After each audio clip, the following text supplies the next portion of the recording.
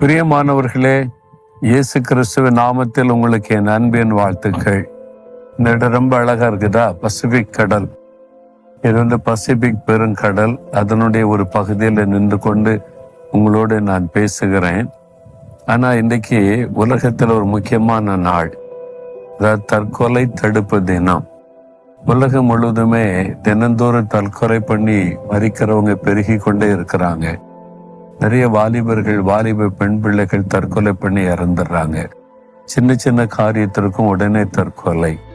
சின்ன பிரச்சனைக்கும் நான் மறித்து போயிட்டா பரவாயில்ல, செத்து போயிறேன்னு சொல்லுகிற வார்த்தைகள் இன்னைக்கு பெருகி கொண்டு இருக்கிறாரு. உங்க மனதுல கூட அந்த மாதிரி ஒரு போராட்டம் இருக்கலாம். ஒன்னு இப்படி நடக்கணும் அல்லது செத்து தான் போகணும் அப்படின்னு நினைவு வந்து கொண்டு இருக்கலாம். சிலருக்குள்ள தற்கொலை பண்ணி செத்துரு அப்படின்ற ஒரு ஏவுதலே வந்து கொண்டே இருக்கும். ஏன்னா அதுக்கு பின்னால் இருப்பது ஒரு பொல்லாத ஆவி. தற்கொலை தூண்டுகிற பிசாசு மனிதர்களை தற்கொலை பண்ணி அழிப்பதிலே அவன் பலமாய் கரிய செய்கிறான். ஏன்னா தற்கொலை பண்ணி ஒருவர் இறந்துட்டா அது தேவனுக்கு பிரியமில்லாத காரியம் இல்ல. நரகத்திற்குள்ளே சாத்தான் அந்த ஆத்மாவை கொண்டு போய் விடுவான். அதனாலதான் தற்கொலை பண்ண தூண்டி கொண்டே இருக்கிறான். தற்கொலை பண்ணுகிற சிந்தனை கொண்டு வருகிறான். ஒரு பிரச்சனை, போராட்டம் வந்தால் அதை தீர்க்கிற ஒரு ஆண்டவர் இருக்கிறார் என்பதை அறிந்து கொள்ள விடாதபடி, விசுவாசிக்க விடாதபடி, அவ்வளவுதான் ஒரு வாழ்க்கை, நீ ஒரு வாழ்க்கையை முடித்து கொள்ள இந்த தூண்டுதலை கொடுக்கிறான். ஒருவேளை உங்களுக்குள்ள அந்த போராட்டம் இருந்து கொண்டே இருக்கலாம். ஆண்டவர் இயேசு உங்களோடு பேசுகிறார். வேத புஸ்தகத்துல அப்போஸ்தலர் நடபடிகள் 16:28 வாசிக்கும் போது, பவுல் என்கிற தேவ மனிதர் சிறைச்சாலையிலே பிலிப்பி பட்டணத்தில் அடைக்கப்பட்டிருந்தார். அவர் நற்செய்தி அறிவித்து பிசாசு பிடித்த பெண்ணுக்கு இயேசுவின் நாமத்தினாலே விடுதலை வாங்கி கொடுத்தார். அதனால அவரு ஜெயில அடைச்சிட்டாங்க. நடுராத்திலே பவுலும் சீலாவும் தேவனை துதித்து பாடின போது கர்த்தருடைய வல்லமை இறங்கினது. சிறைச்சாலையின் அஸ்திபாரம் அசைந்தது. கதவுகள் பானாய் திறந்து கொண்டது. கட்டுகள் எல்லாம் கலந்து விழுந்தது. அது ராத்திரி நேரம். சிறைச்சாலைக்காரன், பொதுவாக அந்த சிறைச்சாலை அந்த ஜெயிலர் இருப்பார்ல, பெரிய அதிகாரி, அவ உள்ள ஓடி வந்து தீபங்களை கொண்டு வந்து பார்க்கறான். கதவுலாம் திறந்து கிடக்குது. கையில கட்டப்பட்ட சங்கிலி எல்லாம் உடைந்து கிடக்கிறது. அப்ப கைதிகள் எல்லாம் தப்பி போயிட்டாங்க போல. அப்படி போனா மேலதிகாரிகள் வந்து என்னதான் குற்றப்படுத்துவாங்க, என் டியூட்டியை நான் சரியா செய்யலன்னு என்னை அவமானப்படுத்தி எனக்கு தூக்கு தண்டனை கொடுத்துருவாங்க. அதை விட நான் மறித்து விட்டால் நல்லது என்று தன்னையே கொலை செய்து கொள்ள, தற்கொலை பண்ண முயற்சிக்கிறான்.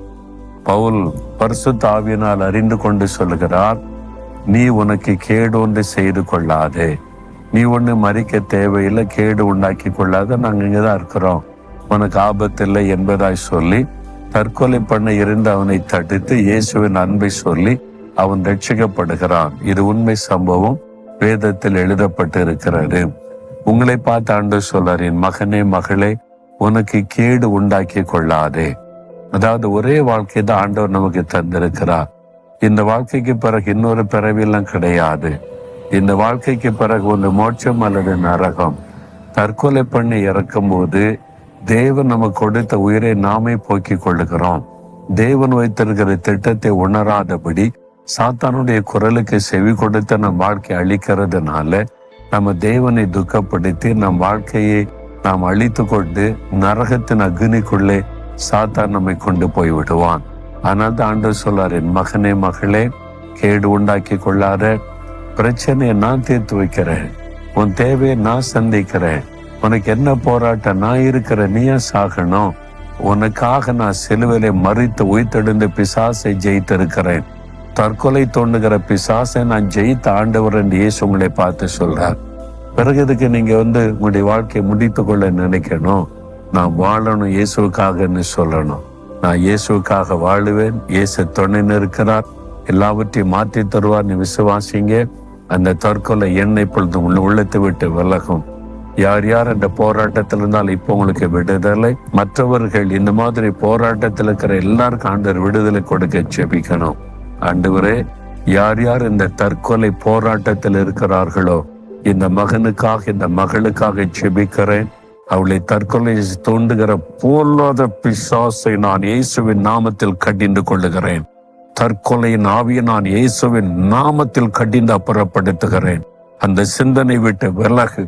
அவருடைய இருதயத்தை விட்டு விலகு இயேசுவின் நாமத்தில். அந்த சிந்தனையை விலகி போகட்டும். உலகத்தில் எந்த மூலையில யார் தற்கொலை பண்ண எண்ணினாலும் அவர்களுக்குள்ளே தற்கொலை தோண்டுகிற பிசாசின் கிரியைகள் அழியட்டும். இயேசுவின் நாமத்தில் விடுதலை உண்டாகட்டும். அவளை வாழ்ந்திருக்க செய்யும். இயேசுவின் நாமத்தில் ஜெபிக்கிறோம் பிதாவே.